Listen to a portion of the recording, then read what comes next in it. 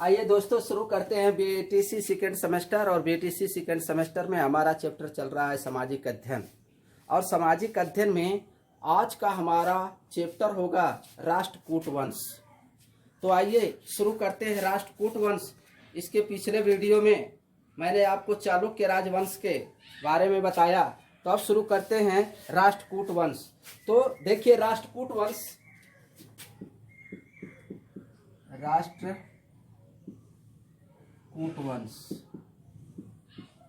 राष्ट्रकूट वंश में एक शासक थे दंतीदुर्ग। राष्ट्रकूट वंश में यानी ऐसे कहा जाए कि राष्ट्रकूट वंश की जो स्थापना किए थे, वह किसने किया था? दंतीदुर्ग ने। और दंतीदुर्ग का जो शासन काल है, दंतीदुर्ग का शासन काल जो बताया जाता है वो है 735 ईस्वी से लेकर के 756 ईस्वी माना जाता है। किसका? दंतीदुर्ग का शासन का। तो इस वंश की स्थापना दंतीदुर्ग ने वातापी के चालुक्य के अंतिम शासक कीर्तिवर्मन द्वितीय को पराजित कर की थी। यानी कीर्तिवर्मन को पराजित कर इसने राष्ट्रकूट वंश की वातापी के चालुक्यों के अंतिम शासक कीर्तिवर्मन द्वितीय को पराजित करके की थी इस वंश की स्थापना। यानी इस वंश की स्थापना दंतीदुर्ग ने किसे? कीर्तिवर्मन द्वितीय को। कीर्तिवर्मन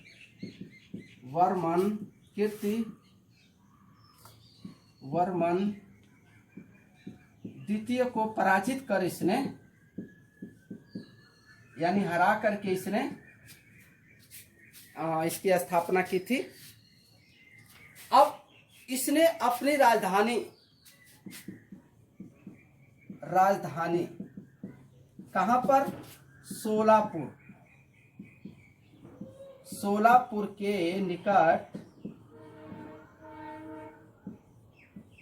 सोलापुर के निकट मान्यखेत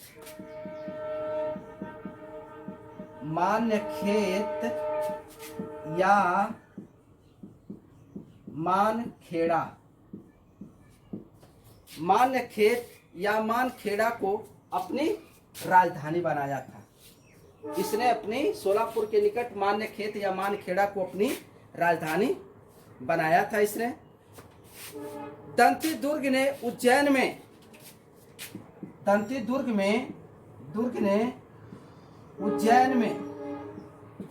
इसने क्या किया था? हिरण्य गर्भदान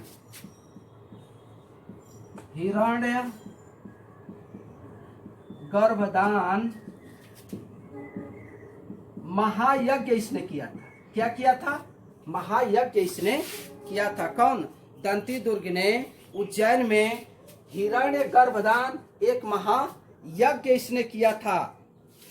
और इस वंश के शासक में एक शासक का नाम आता है कृष्ण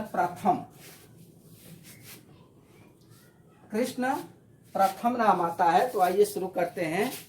तो इस वंश का अगला शासक यानी राष्ट्रकूट वंश का अगला शासक कृष्ण प्रथम होता है। इस वंश का अगला शासक कृष्ण प्रथम हुआ। इसने अपने शासन काल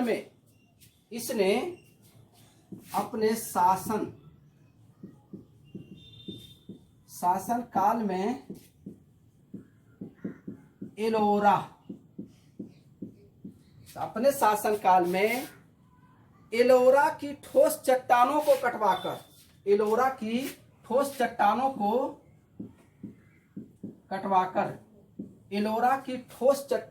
कटवाकर एलोरा में कैलाशनाथ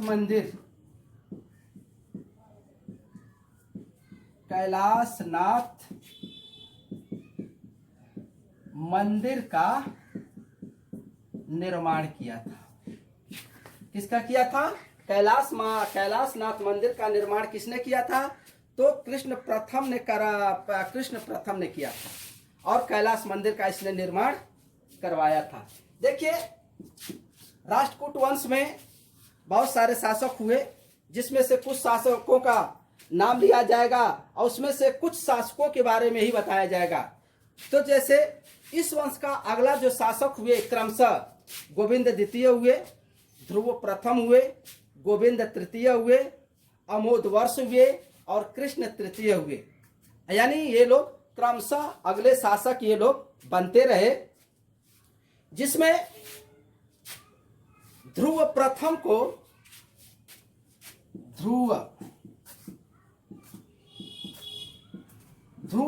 को धारावर्ष के नाम से जाना जाता है। किसे? धारावर्ष के नाम से किसे जाना जाता है? तो ध्रुव प्रथम को जाना जाता है। इसमें गोविंद तृतीय को आपने सुना है, तो गोविंद तृतीय भी एक प्रतापी शासक था। इसने पल्लव, पांडव, प्रतिहार और गंग शासकों को पराजित किया था। किसने? गोविंद तृतीय ने एक प्रतापी शासक था और उसने पल्लव, पांडव, प्रतिहार और गंग शासकों को इसने पराजित किया था। कौन? गोविंद तृतीय ने। इसके बाद इसका पुत्र अमोद वर्ष इस वंश का अगला शासक बना था। यानी चोल राष्ट्रकूट वंश का अगला शासक कौन बना था? अमोद वर्ष इस वंश का अगला शासक हुआ था। अमोद वर्ष ने कन्नड़ भाषा में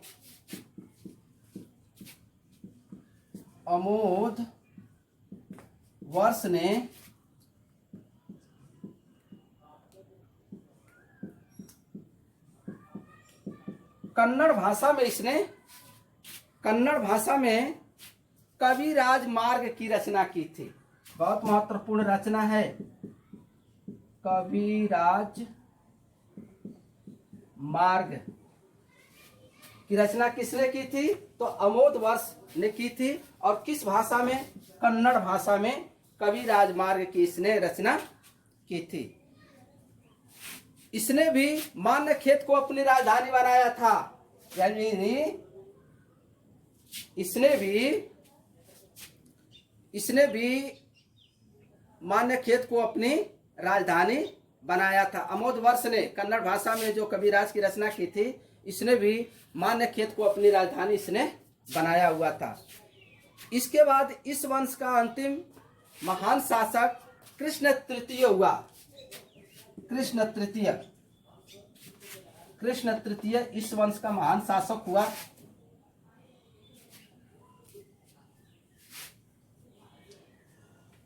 कौन हुआ था? इस वंश का एक महान शासक हुआ। इस वंश का एक अंतिम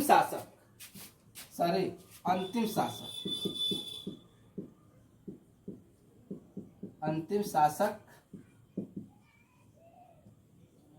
कृष्ण तृतीय हुआ था। कौन हुआ था? कृष्ण तृतीय अंतिम शासक हुआ। इसने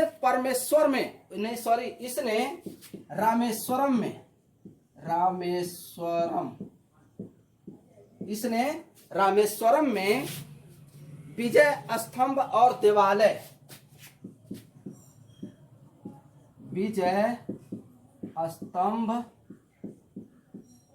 एवं देवालय की स्थापना की थी। इसने विजय स्तंभ एवं देवालय की स्थापना की थी। कहां पर? तो रामेश्वरम में की थी। और ये रामेश्वरम आज प्रेजेंट में तमिलनाडु के क्षेत्र में है। इसी के दरबार में एक कन्नड़ भाषाई कवि पुण्य रहा करता था। कन्नड़ भाषा के एक कवि थे। कौन थे? कवि थे। और वह कवि कौन थे?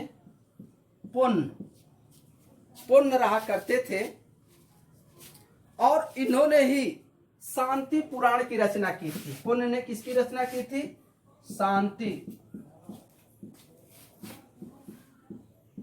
शांति पुराण की रचना की थी। शांति पुराण की रचना किसने की थी? तो शांति पुराण की रचना पुण्य ने की थी। शांति पुराण की रचना पुण्य ने की। एक चीज नोट में आप ध्यान दें, एलोरा एवं एलिफेंटा के गुफाओं का निर्माण, एलोरा एवं एलिफेंटा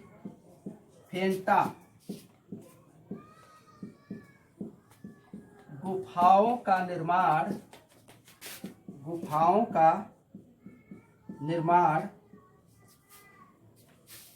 राष्ट्रकूट वंश के शासन काल ही में हुआ था।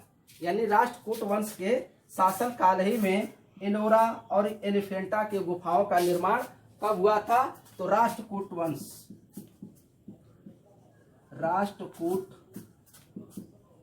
वंश के शासन काल ही में हुआ था दोस्तों। तो जिसमें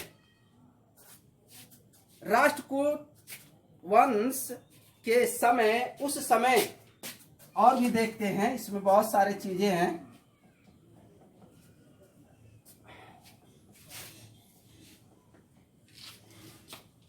तो एलोरा में जो 34 गुफाएं हैं, एलोरा में 34 शैल कृत जो गुफा है, इसमें अलग अलग धर्म से संबंधित हैं। जैसे 1 से 12 तक, 1 से 12 तक की जो गुफाएं हैं, 1 से 12 तक की जो गुफाएं हैं वो बौद्ध धर्म से संबंधित है। किससे संबंधित है? बौद्ध धर्म से। 1 से 12 तक की जो गुफाएं हैं वह बौद्ध धर्म से संबंधित है। जबकि 13 से 29 तक, 13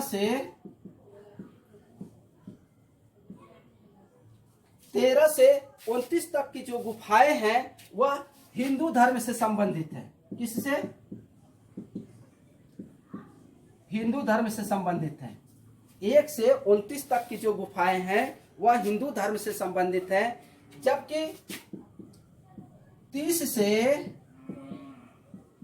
34 तक की जो गुफाएं हैं, 30 से 34 तक की जो गुफाएं हैं वह जैन धर्म से संबंधित है।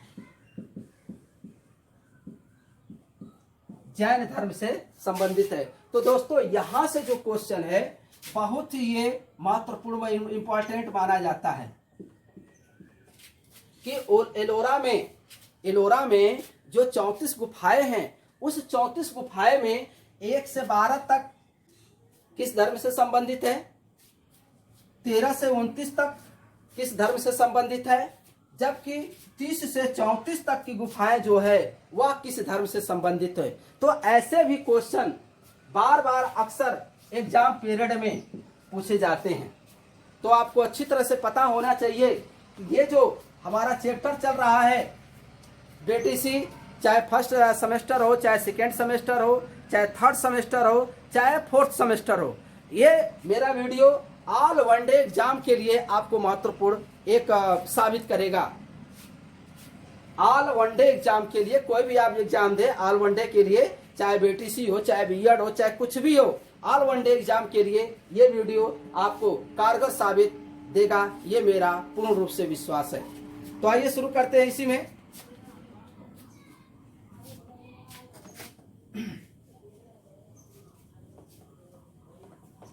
अब आगे शुरू करते हैं,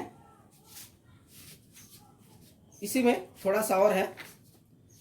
कल्याणी के चालुक्य,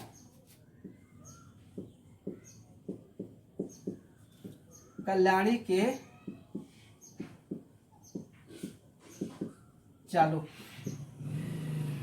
तो दोस्तों कल्याणी के चालुक्यों का इतिहास जिन चालुक्यों ने हैदराबाद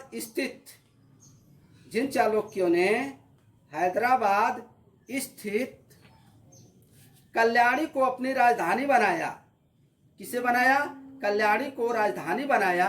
वो कल्याणी के चालुक्य कहलाए। क्या कहलाए? वो कल्याणी के चालुक्य कहलाए। 10वीं शताब्दी के अंत में इस वंश की स्थापना 10वीं शताब्दी के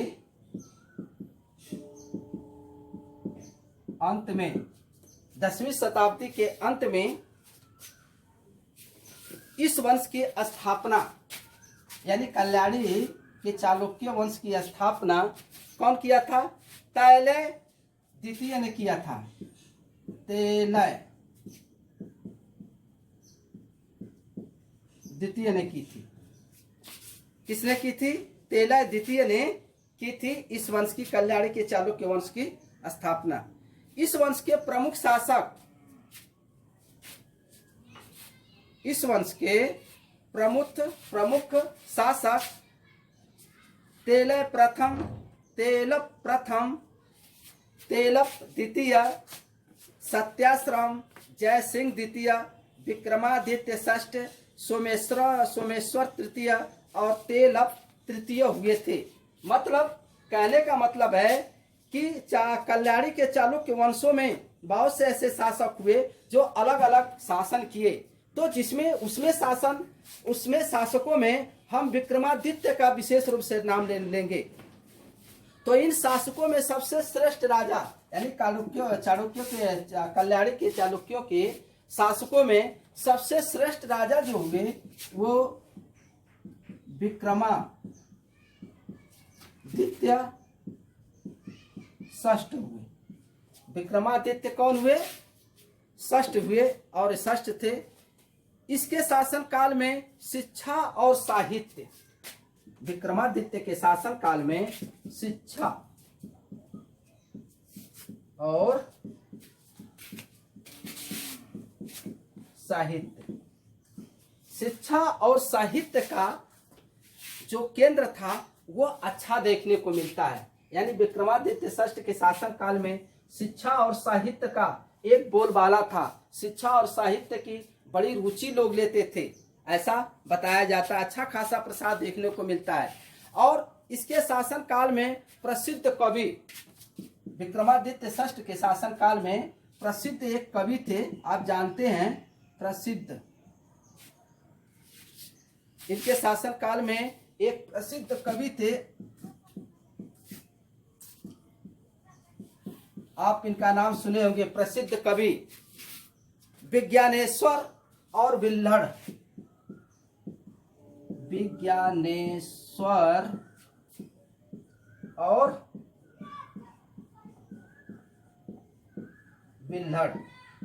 विज्ञानेश्वर और बिल्हड़ कवि रहते थे किसके दरबार में? किसके शासन काल में? विक्रमादित्य षष्ठ के शासन काल में विज्ञानेश्वर और बिल्हड़ कवि रहा करते थे। और इसी में जिसमें कहा जाए कि विज्ञानेश्वर ने किसकी रचना की थी? तो विज्ञानेश्वर ने मिताक्षरा की रचना की थी। विज्ञानेश्वर ने किसकी रचना की थी? तो विज्ञानेश्वर ने मिताक्षरा की रचना की थी। हिंदू धर्म एक ग्रंथ है। मिताक्षरा क्या है? हिंदू धर्म ग्रंथ है। हिंदू धर्म ग्रंथ है मिताक्षरा। जबकि बिल्हड़ की रचना विक्रमाचरित्र है। क्या है?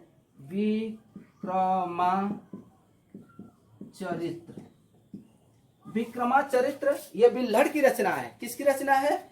बिल्हड़ की ये रचना है। विक्रमाचरित्र बिल्हड़ की रचना है। और विज्ञानेश्वर की रचना मिताक्षरा है, जिसमें हिंदू धर्म ग्रंथ इसे कहा जाता है। और इसी वंश का अंतिम शासक, किस वंश का? कल्याणी के चालुक्य वंश का अंतिम शासक तेलप तृतीय हुए। कौन हुए? तेलय नहीं है, देखिएगा इसे, तेलप तृतीय है। तेलप तृतीय है। तेलप तेलप बोले हुए हैं, इसको आप सुधार लीजिएगा। तेलप तृतीय है। तो इस वंश का अंतिम शासक कौन हुआ? अंतिम शासक, अंतिम शासक कौन हुआ? तेलप तृतीय हुआ। और आगे चलकर कल्याणी पर यादवों के अधिकार, यानी कल्याणी पर यादवों के अधिकार, यादवों के अधिकार, यादवों के अधिकार के साथ, अब यादवों के अधिकार के जब अधिकार हो गया तो क्या होता है? चालुक्य वंश का पतन हो जाता है। किसका? चालुक्य वंश का पतन हो जाता है। जब यादव अधिकार कर लेते हैं तो अब धीरे धीरे चालुक्य वंश का पतन होने लगता है। अब पतन होने के साथ धीरे धीरे इस वंश की समापन होने लगता है। तो ये देखने का हम प्रयास करेंगे कि हमारा जो राष्ट्रकूट, जो हमारा चैप्टर चल रहा है, और वो चैप्टर दक्षिण भारत के प्रमुख राजवंशों में चल रहा है। तो अगली वीडियो लेकर के आएंगे, इसी में जो है चोल वंश का इतिहास। अगली वीडियो हमारी होगी चोल वंश का इतिहास। तो अगली वीडियो में फिर आपसे मुलाकात करेंगे। धन्यवाद।